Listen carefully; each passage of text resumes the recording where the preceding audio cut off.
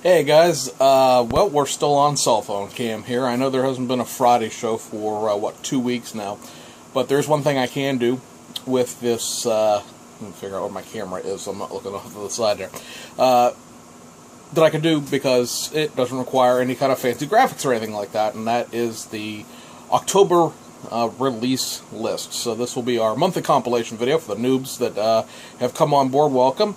I'm sorry that you came on board right as my computer took a giant dump. Actually, the computer's still functional.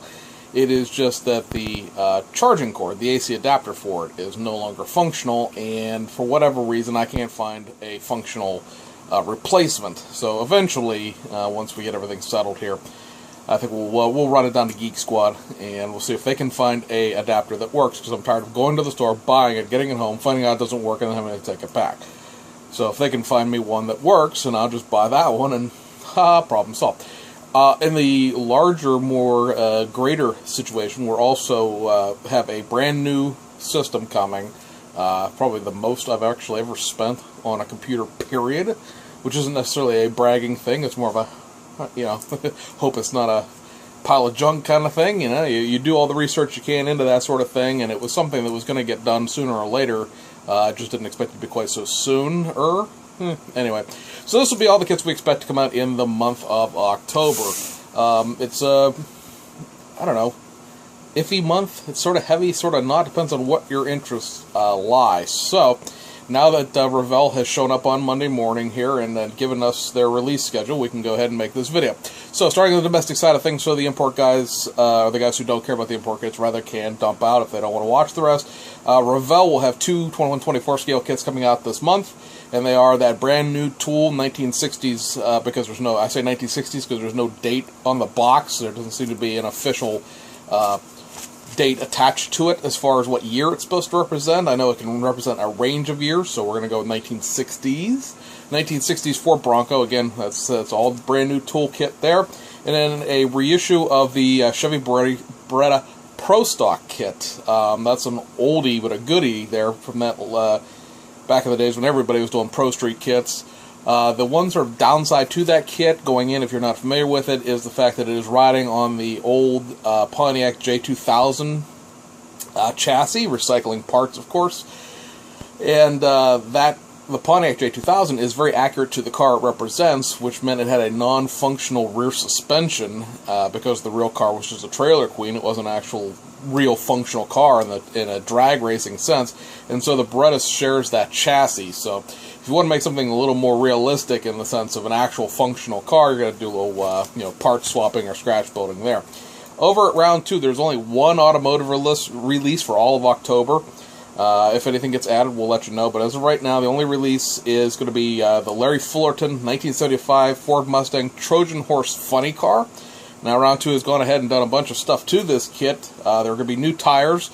The front tires are completely new. They're calling them more accurately scaled. And the rear ones are going to be pad-printed drag slicks. Probably something that, is just in inventory as far as the drag slicks go. But they'll be pad-printed for the first time. And then they've also retooled the front clip to recess the headlights to make the front end more accurate, something the original kit never had. And of course, it'll have a new expanded decal sheet and the Retro Deluxe box art and all that good stuff. So that takes us overseas. There's one European release for sure this month, and that is Italeri is going to be reissuing the old Essie Ford Transit Mark II van, which is, 1960s, late 60s, early 70s, I believe. Full-size European Ford van. It is a curbside, sort of a basic kit. It saw, a lot of use back in the Essie days. I think Italeri may have reissued it one time at one point. It's one of those Essie tools that sort of evaporated, that nobody knew where it was after Ertl sold them. Because you may remember, at one point there, Ertl owned Essie, and that's how we got kits like the Diablo and the Jaguar XJ220 and a few other things that were really subpar compared to other manufacturers. The Fujimi Diablos are better than that old Essie Diablo is. The Fujimi, and especially now the Aoshima Countachs, are much better than the old Essie tools, as well as the XJ220 that Tamiya did, of course, is a much better kit as well. But nobody's ever made another Ford Transit, and this tooling hasn't been seen for quite some time, and the kits themselves are pretty pricey on eBay because they've been out of production for so long, so that's going to make a comeback. And then over into the rest of overseas, into Japan and whatnot. BMAX, you're going to get their reissue of their EF3 Civic Race Car Group A kit, this time with a 2-in-1 modal livery. Basically, you can make a 1988 or a 1989 Civic out of it. There's no body part changes, but the livery between 1988 and 1989 was different, so they're considering that to be a 2-in-1. Tamiya is going to reissue, because they just reissued this at the end of last year, their Toyota Land Cruiser VX80 kit. That's just the regular factory stock kit, not the sports option one. Hasegawa will be reissuing their Castrol EK6, which just came out in the Jax livery. This will be in the Castrol livery. And they're also going to reissue one more Porsche 962C, this time in a Trust Greddy livery. That car actually won a few races over in the Japanese prototype series that it ran in. And then we have a bunch of stuff here from Aoshima. So, running through, you're going to get a reissue of the Model Car Series A86 Truno Sprinter GT Apex. That kit came out, I want to say, like August or September. Or no, let's do July or August, rather. Reissue of the Road Jam Crown Athlete, a little VIP Crown Athlete action there. That is a reissue of the Model Car Series from the summer. And then the R32 Skyline GTR, which is a reissue, again, of that Model Car boxed version that just came out in the Rebox in July. Beyond that, they're going to reissue the Hilux Double Cab in the Lift Up. That's the 4x4 jacked up version. Another reissue of the S30 Fairlady Z. That's a venerable favorite at the time. Seems like it's reissued about every 6 to 9 months or so. Reissue of the Nissan Gloria 4-door hardtop 280 Brougham. Reissue of the TA22 Celica 1600 GT. Reissue of the TA22 Celica 2000 GT Liftback. All four of those, from the Fairlady Z through those two Celicas and the Stularia, are all Best Car Vintage kits. They're going to reissue, and God help me, I don't know why, but they're going to reissue the Volkswagen Beetle 1303S Cabrio. That's an old IMA tooling, and whew, is that an awful kit. They're going to reissue the RS Mach Honda Beat, which I'm trying to look in my background here and see if you can see it. It is, let's see, third column over, it is, well, and maybe in post-production I can put an edit in to point to it, because I'm pointing to it with my pen, and it's not going to work that way, but I can see it in the background there. If you look at right behind my head and go over 1, 2, 3, 4, 5 rows to, I guess it's going to be on your right, because I'm looking at this in reverse, basically. And then there's about 4 kits up, there's a red little convertible there. I know, that was just pointless, it really wasn't it, but it's a tuner version of the Honda Beat that just came out in its factory stock version a couple of months ago. Reissue of the C-West Skyline R34 GTR. Reissue of the Car Boutique Club A86 Truno, tuner version of the Truno. That is a curbside kit, there's no engine in that. And then some new kits, if you will. These are all going to be reboxings that were announced at the All Japan Hobby Show. And they are the A86 Corolla Levin GT Apex, the Toyota Century L-Type, the Toyota Hilux Double Cab Pickup, and that is the regular factory stock version. Those are all going to be put into the Model Car Series.